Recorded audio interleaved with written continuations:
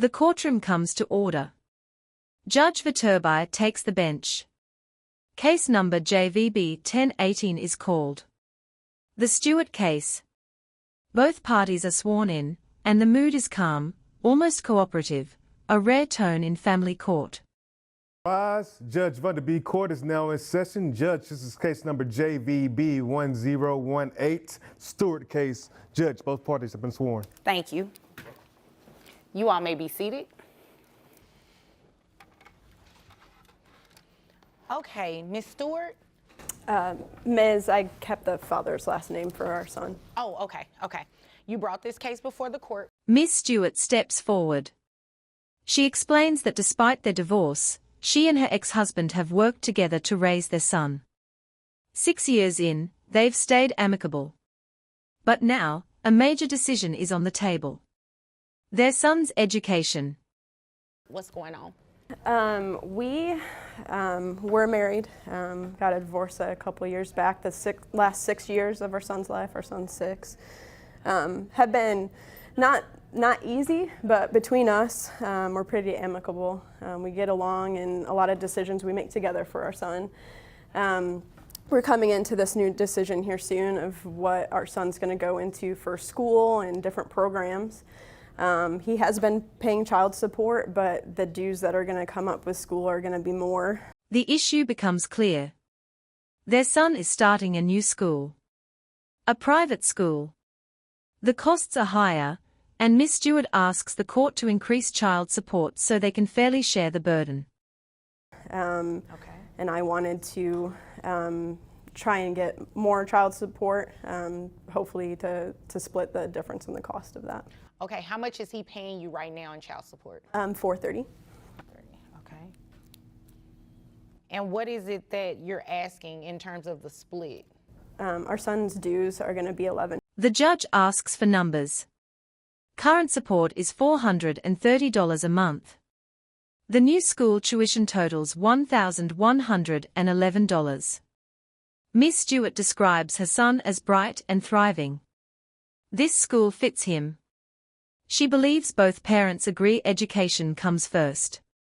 $100 for the new school. school. What school is this? It's a private school, but he's a brilliant boy, and I think we've done a great job raising him. So to put him into a school that really fits his personality and his education level, I think we agree is important for him. So. Okay. And what do you have to say about this? Well, I kind of let her make those decisions. In terms of the school, you're okay with the school? In terms of the school. Mr. Stewart responds calmly. He trusts her judgment. He's willing to split the tuition. But he's done the math. Over 9 months, the tuition split could actually cost him less than paying child support year-round. I'm okay. I trust her. It's actually, splitting it is going to be more on the front end, but it's actually less. I looked it up, and it's 9 months. Okay. At $550 will actually be less child support for me in the next year. So I'm not sure that's what she wanted to do. So I'm saying okay. Okay. So you guys agree that you would split the $1,100? Is that what I'm understanding? Now the disagreement sharpens. Miss Stewart worries about gaps. 3 months without child support would strain her household. She wants consistency. Stability. The judge listens carefully as both sides explain their concerns. We agreed that we would split the schooling, but the trouble that we're coming into here is just the length of time. I don't want to go 3 months without having any child support, if that's what he's bringing to case.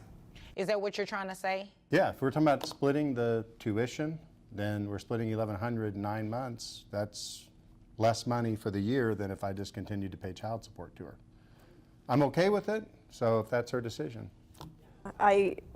What we're disagreeing with is just the length of time. I want to at least receive the $430 for the remaining 3 months, if that's what. Judge Viterbi steps in with clarity. The court cannot easily adjust payments mid-year. Orders must be clean. Simple. Either a set monthly amount for the full year, or a full recalculation based on income. Decided, I'm not sure how that works in terms of the court, but Yeah, unfortunately, it wouldn't work like that. We wouldn't be able to do it like that because then we would be sending a withholding order to your employer for 9 months, and then at the 3rd month, have to hope that it reaches them in time enough for the 3 months for it to go down. So it doesn't really work like that. So it either has to be something you guys agree on in terms of what it is, like the amount, the $550, and it would have to continue one for the full year. I mean, you think about it like this. Those 3 months, there are going to be things that your son will probably need while he's with mom that she will be able to get. Yeah. definitely daycare. I mean, that's Well, still. I mean, I understand she has expenses, but so basically, if she decides that he's going to go to a private school, it's The judge lays out the alternative.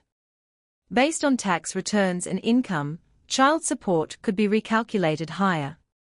The number lands around $665 a month. The courtroom pauses. Both parents reconsider. my child support is going to be raised 12 months a year, even though that's a 9-month decision. Yeah, because it has to extend through the entire year. Otherwise, based on your tax returns, I can base your child support off of what it should actually be. No, I think we're okay. Oh, okay. I was going to say because What would that look like? well, if we did it based off of your tax returns again and your W-2, you make $62,500 a year, correct? Yes, ma'am. Okay, so health insurance, who carries health insurance? We split it. Okay, good. You guys, double insured. That's very good. That's very good. So if we did your gross, how much do you pay in health insurance for the child? I pay, mine is like $60. $60 a month. A compromise forms. $550 a month. Tuition split evenly. Health insurance already shared. It's less than the recalculated amount and more predictable than tuition alone. Both parents agree.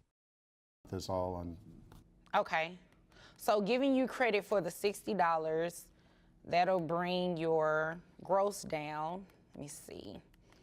Minus the $60, that will bring your gross to about, let's say $5,100, net at $4,156.64. How many children do you have I have 2 other children.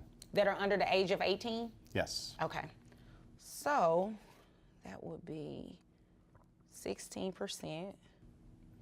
Yeah, your child support would be about $665. Yeah, I think I'm okay with. I'm okay with the. The 550? The 550. I if think you are. the That's 550 okay. is good too. I think it's good too. And I mean, you guys will be splitting the tuition, essentially. Since your insurance is better than mine, just because of your occupation, is there something? I mean, I am all about protecting our son on both sides, but if he was to. The judge confirms details. Insurance coverage is solid. Either parent can adjust coverage privately if needed. The focus remains on what matters most: the child's well-being.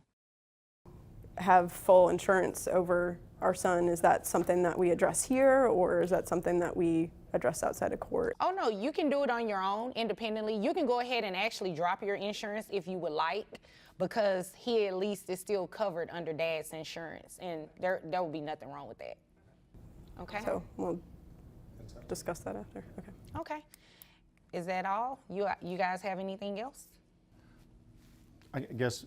The effective date is set. Next month. Clean. Clear. No confusion. With no further issues, the judge dismisses the case.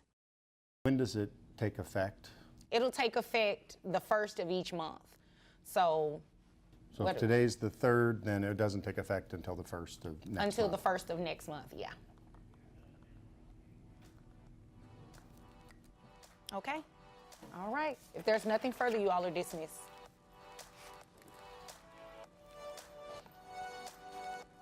The court explains the lesson. This case wasn't about conflict.